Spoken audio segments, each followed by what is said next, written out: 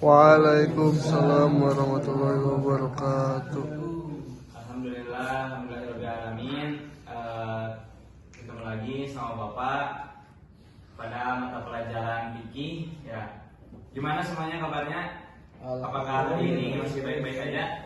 Masih, Pak. Alhamdulillah ya. Oke, sekarang kan udah masuk ke pertemuan kedua ya.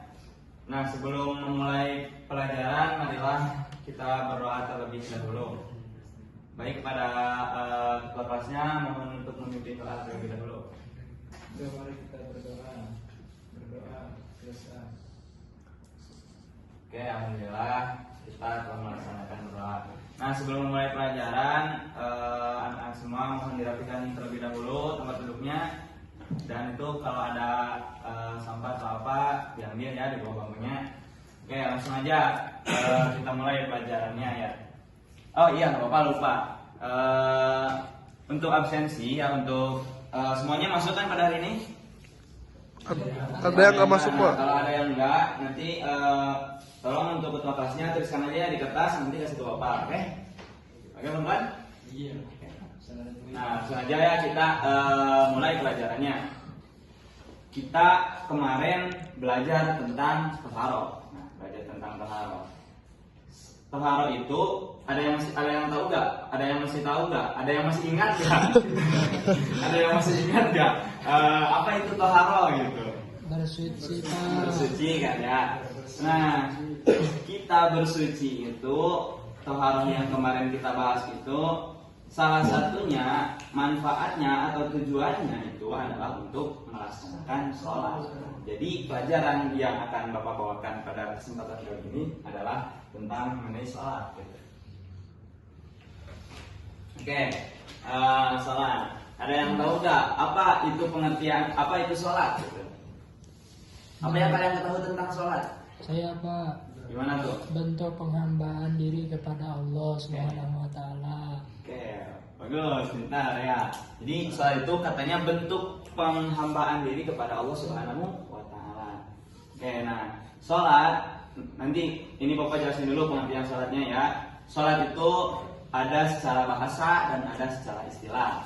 Yang pertama, simak semuanya. Yang pertama secara bahasa. Secara bahasa itu sholat itu sering diartikan dengan doa gitu, dengan doa. Karena apa? Karena di dalam sholat itu kita membaca begitu banyak bacaan-bacaan yang di dalamnya itu berbentuk doa gitu. Makanya dibahasakan sholat itu yaitu doa gitu. Terus yang kedua secara istilahnya. Nah, secara istilahnya sholat itu yaitu sesuatu ibadah yang mana diawali dengan takbiratul ihram dan diakhiri dengan salam. Oke. Paham semuanya? Alhamdulillah. Itu pengertian sholat ya. Nah, sholat juga ya teman-teman semua, anak-anak semua. Sholat juga itu adalah salah satu rukun Islam yang Kedua. kedua. Gitu. Jadi sholat itu begitu penting untuk kita semua karena kita semua adalah seorang muslim. Makanya jadi kita harus tahu dan mengerti apa itu tentang sholat. Nah, setelah memahami pengertian sholat secara bahasa dan secara istilah, kita harus tahu juga nih, kenapa sih kita selaku seorang muslim, selaku seorang yang beragama Islam harus mengajarkan sholat. Nah, ternyata anak-anak semua, sholat itu ada dasar hukumnya, yakni di dalam Al-Quran surah Al-Baqarah ayat ke-43. Nah, oke, semuanya ini di depan ada ayatnya. Kita baca bareng-bareng, oke? Oke. Bismillahirrahmanirrahim. Wa aqimatuz zakata warka'iin. Artinya, dan laksanakan sholat, tunaikanlah zakat, dan rukuklah beserta orang yang rukuk. Nah, jadi ini Quran surah Al-Baqarah ayat ke-43 ini tuh salah satu dasar hukum kita harus mengajarkan sholat. Wa aqimus sholat, dan laksanakanlah sholat. Jadi Allah memerintahkan kepada kita selaku seorang yang beragama Islam, selaku seorang muslim untuk mengerjakan sholat itu. Itu mungkin anak-anak. Terus selanjutnya, pembahasan selanjutnya mengenai rukun sholat. Mengenai rukun sholat. Oke, rukun sholat. Nah, rukun sholat itu berarti hal-hal yang mendasar. Maka dari itu sholat harus dikerjakan sesuai dasarnya. Jadi rukun sholat itu segala sesuatu yang mana menjadi suatu hal yang menjadikan sholat itu sahlah atau menjadikan sholat itu valid gitu. Tahu valid? Jadi diterima oleh Allah Subhanahu wa taala karena rukun-rukun di dalam sholatnya itu kita kerjakan. Nah, rukun sholat semuanya kan itu di depan ada buku paketnya ya masing-masing. Buku paket fikih ya MTS kelas 7 ya. Dibuka, nah di situ ada macam-macam rukun sholat. Nah, jadi rukun sholat di dalam buku itu ada 18 ya. Ada 18 rukun sholat. Yang pertama kita bahas yang pertama itu ada niat. Nah, salah satunya rukun sholat itu ada niat. Jadi kita di dalam sholat itu kita harus mengawalinya dengan niat kita mengerjakan sholat gitu. Sholat ada yang tak. Nah, teman-teman semua kan di sini pastinya sering kan mengerjakan sholat. Sering kan ya. Nah, aku mau tanya siapa yang tadi pagi sholat subuh? Nah, semuanya alhamdulillah ya sholat subuh. Nah, coba kan di rumah masing-masing juga kalian belajar ya di TPA gitu di MLD. Nah, coba saudara Irfan gimana tuh niatnya sholat subuh?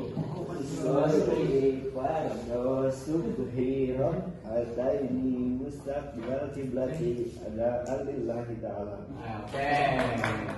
Jadi gitu ya, itu niat yang pertama. Yang kedua ada berdiri. Berdiri itu bagi siapa saja yang mampu mengerjakan sholat. Jika tidak mampu maka boleh sholatnya itu sambil duduk, boleh jika tidak mampu sambil duduk, boleh sambil berbaring gitu. Yang ketiga ada membaca takbiratul ihram ya. Yang ketiga, terus yang keempat membaca surat Al-Fatihah dan seterusnya tuh yang di buku sampai ke 18. Oke, sudah semua. Berarti kita bahas tentang rukun sholat itu sudah selesai ya. Lanjut aja. Pembahasan selanjutnya mengenai syarat. Nah, syarat di dalam sholat itu terbagi dua ya. Yang semua ada syarat wajib dan juga ada syarat sah gitu. Ada syarat wajib dan ada syarat sah. Ada yang wajib. Ada syarat sah. Ya, ada yang wajib, ada yang sah. Memang jika kita pahami ya wajib dan sah itu ya kayak sama aja gitu ya. Tetapi ada bedanya gitu. Bedanya ya isinya di dalamnya gitu ya. Syarat, nah kita bahas yang syarat wajib terlebih dahulu. Jadi syarat wajib itu yang menjadikan kita wajibnya melakukan atau melaksanakan sholat gitu. Nah di dalam syarat wajib itu ada 3 ya anak semua. Yang pertama kita itu beragama Islam tentunya. Karena apa? Karena selain orang-orang Islam maka mereka tidak wajib mengerjakan sholat. Jadi kita selaku orang Islam kita wajib melaksanakan sholat. Itu menjadi syarat wajib untuk sholat. Jadi orang yang enggak Islam, orang yang non Muslim itu enggak wajib mengerjakan sholat. Setuju ya? Ada yang udah, ada yang belum mungkin ya. Nah jadi ketika kita sudah balik maka kita wajib mengerjakan sholat. Terus yang ketiga, maka kebalikannya ketika anak kecil gitu, anak yang belum balik maka mereka tidak wajib mengerjakan sholat, tetapi mereka anak-anak tersebut harus belajar mengenai sholat. Terus yang ketiga di situ ada berakal. Nah, kalau kita orang-orang yang mempunyai akal yang sehat, maka wajib untuk mengerjakan sholat gitu. Gimana kalau nggak punya akal? Gimana kalau misalkan orangnya itu seperti orang gila, seperti orang-orang yang mabuk, maka mereka tidak wajib mengerjakan sholat gitu, seperti orang-orang yang orang gila gitu. Terus yang kedua ada syarat sah dalam sholat. Nah, syarat sah di dalam sholat itu ya anak-anak semuanya itu ada berapa? Di dalam buku itu ada 5 ya. Nah, yang pertama kita itu harus suci dari hadas Kecil kecil harus maupun besar. hadas besar gitu. Nah, kemarin kita sudah belajar mengenai toharoh, gimana caranya kita mensucikan diri, membersihkan diri gitu. Udah belajar mengenai alat-alat toharoh kemarin, yakni bisa bersuci menggunakan air, menggunakan batu, menggunakan apa lagi? Debu, nah gitu. Nah, itu tuh ya itu salah satu manfaatnya agar kita bisa mengerjakan sholat gitu. Jadi kalau badan kita ada najisnya, misalkan kita mempunyai hadas yang kecil atau hadas yang besar, maka kita mengerjakan sholatnya tidak sah gitu. Jadi sebelum sholat kita harus suci terlebih dahulu. Yang kedua itu Menghadap kiblat. yang kedua itu di dalam muka apa? Oh, itu di dalam muka. Yang keduanya itu tempatnya Suci. itu harus suci gitu, dari najis, dari sesuatu hal yang najis gitu. Nah, jadi misalkan di tempatnya itu ada air kencing ini, misalkan ada air kencing kucing misalkan kan ya, maka ya walaupun kita sholat di situ, maka sholatnya kita itu dianggap tidak sah. Gitu. Terus yang ketiga apa lagi dalam buku itu? Menghadap kiblat. Nah, menghadap ke kiblat gitu. Jadi sholat itu harus menghadap ke kiblat, baru sholatnya dikatakan sah jika sholatnya menghadap ke kiblat gitu ya. Bisa nggak kalau kita sholatnya menghadap ke mana aja? Amerika. Nggak bisa. Ke Paris. Bisa kalau nggak Bisa, ada karena itu kiblat. syarat sah gitu. Berarti itu menjadikan syarat yang menjadikan juga sahnya sholat kita. Terus yang keempat, Satrul. nah yang keempat satrul aurat. Nah itu kita harus menutup badan kita sesuai ajaran Islam, sesuai yang diajarkan oleh Nabi ketika ingin melaksanakan sholat. Nah, di dalam buku itu ada dijelaskan kalau misalkan laki-laki ketika sholat itu harus menutup auratnya minimal, misalkan auratnya laki-laki dari mana aja ke mana? Nah itu dari Surati warukba. Nah itu dari ini ya dari pusat sampai ke itu. Terus lanjut yang kelima apa saat sholat? Di sini atar. Nah yang kelima itu tartib. Jadi sholat itu harus tartib. Jadi dimulai dari takbiratul ihram, terus baca al-fatihah, ruku, terus apa lagi? Berdiri untuk apa namanya tidak, nah gitu. Itu tuh harus tartib, harus berurutan, nggak boleh dari salam dulu baru ke takbiratul ihram ya, anak-anak semua. Jadi gitulah pokoknya itu merupakan syarat sah sholat. Oke lah, itu mungkin pembahasan mengenai syarat dalam sholat ya. Jadi gini ya. Salam. Diawali dengan takbiran ya, kayak dengan salam gitu. Terus rukun sholat ada berapa? Ada 18. Terus syarat di dalam sholat terbagi menjadi Dua. Ada syarat Wajib. Ada syarat Sah. Syarat wajib ada berapa? 3. Ada 3. Yang pertama Islam. Kedua Balik. yang ketiga Berakal. Nah yang keduanya di dalam syarat sholat ada syarat sah sholat. Isinya ada 5. Udah next lah langsung. Oke, jadi untuk sekarang mah ini bapak kasih ya ada FAPD ya, mohon dibagikan untuk kerjakan sekarang ya, kerjakan ya. Oke baik semuanya ya. Ini kesimpulannya kesimpulan pada pelajaran hari ini ya anak-anak semua. Kita selaku seorang muslim, kita harus mengerjakan sholat karena sholat itu merupakan rukun Islam yang kedua. Sholat itu adalah tiang agama. Sholat itu adalah fondasi agama. Nah, anak-anak semua, jika diibaratkan ada satu bangunan tanpa adanya tiang dan juga tanpa adanya fondasi di bawahnya, apakah bangunan tersebut akan berdiri tegak? Tidak. Tidak. Begitupun dengan Islam ya anak semua. Islam pun tanpa adanya sholat, maka Islam itu ya bagaikan tidak ada gitu. cirinya orang Islam itu ialah Sholat. sholat gitu.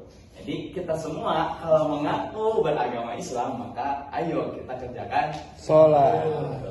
Jadi semangat semuanya, berdoain semoga semuanya istiqomah gitu ya. Amin. Bisa mengerjakan sholat fardu ya minimal yang 5 waktu, yaitu sholat subuh, sholat zuhur, sholat asar, sholat maghrib dan juga sholat Isya. Bismillahirrahmanirrahim ya. Pelajaran fikih pada pertemuan kali ini saya cukupkan karena ini waktunya juga udah habis ya, mau istirahat ini. Sudah mau istirahat. Ya cukup sekian aja gitu ya. Untuk ketua kelasnya mohon untuk memimpin terlebih dahulu. Teman-teman, kita berdoa dulu ya. Berdoa, silakan. Kelas udah. Ya, alhamdulillah, amin. Ya udah, undur diri ya. Habis ini ada pelajaran apa? Udah. Istirahat. Nanti habis istirahat. Kita pulang, Pak. Pulang habis istirahat. Udah, kalian sehat-sehat ya. Ya Pak, Bapak juga Pak. Assalamualaikum warahmatullahi wabarakatuh. Waalaikumsalam.